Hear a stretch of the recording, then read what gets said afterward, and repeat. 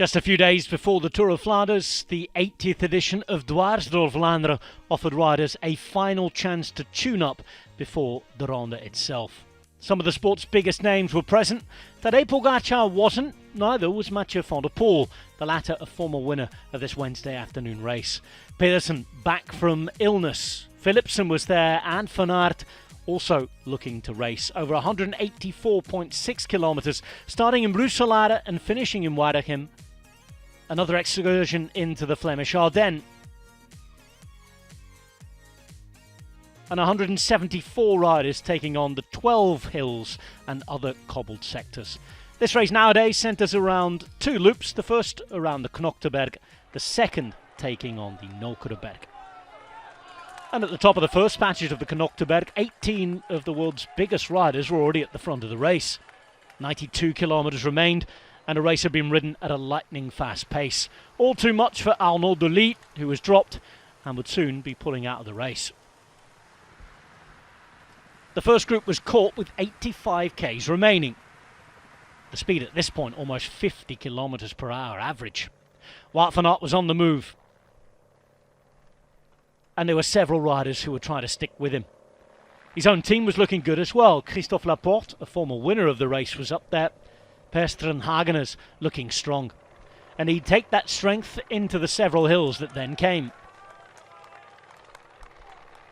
He was doing enough to drop Tobias Lund, one of the candidates to win if it came to a sprint at the end. On the top of the Horton, a new group was coming together with 52 k's to go.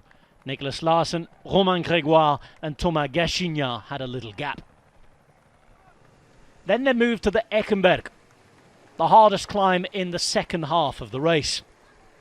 10% maximum gradient for 1.2 kilometres. At the front they were riding as hard as they could. Fillipo Ganna was suffering from a mechanical issue. Broken handlebars this time, that after a bike change just a few kilometres before. At the same time as that was happening, at the front of the race, Wout van Aert was doing a madness. Showing so much power on a different level and riding away from the rest of what was left of the peloton.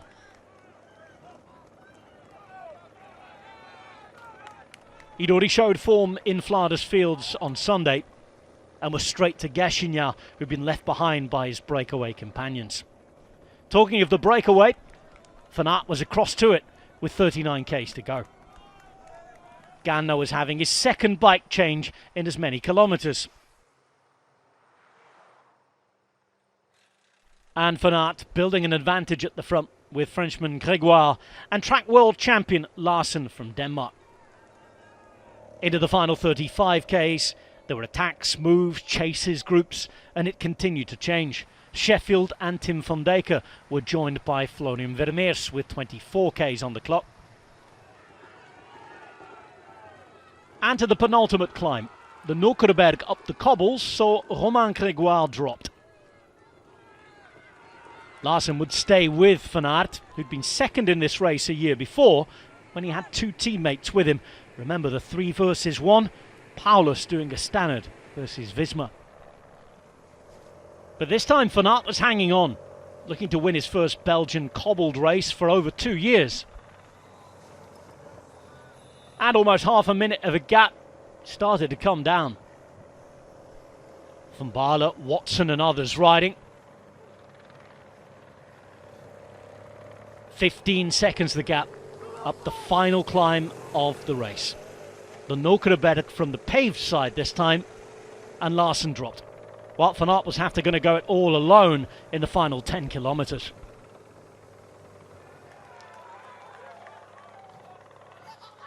Madouas tried to chase.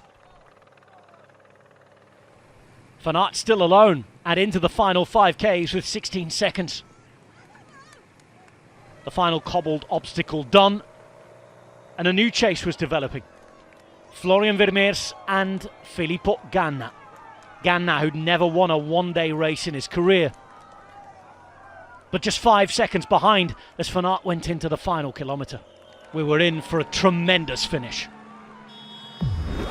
Fillipo Ganna's gaining behind as well. There's a huge group as well. 300 metres to the line. It's Wout van Aert at the front. What a finish here. And look at Fillipo Ganna. Look at Fillipo Ganna. He comes into the slipstream. Oh, it's heartbreak for Wout van Aert. Heartbreak for Wout van Aert. Delight for Fillipo Ganna. And his own greatest classic success is confirmed.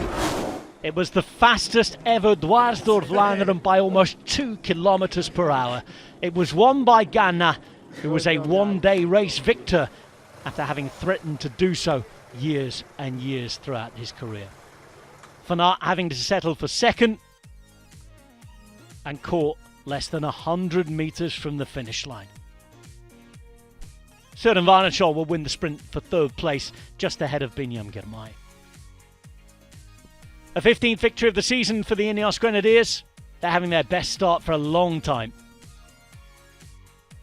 Ganna is coming into one-day form, winning a race for the maiden time in his career. 38 other race wins before then, but he's now a semi-classic winner. Galloping up to Van Aert and taking the victory just down the road from Belgium's most famous racecourse. Tour of Flanders itself promises to be a cracking race. You can watch it live and on demand. It's on TNT Sports and HBO Max.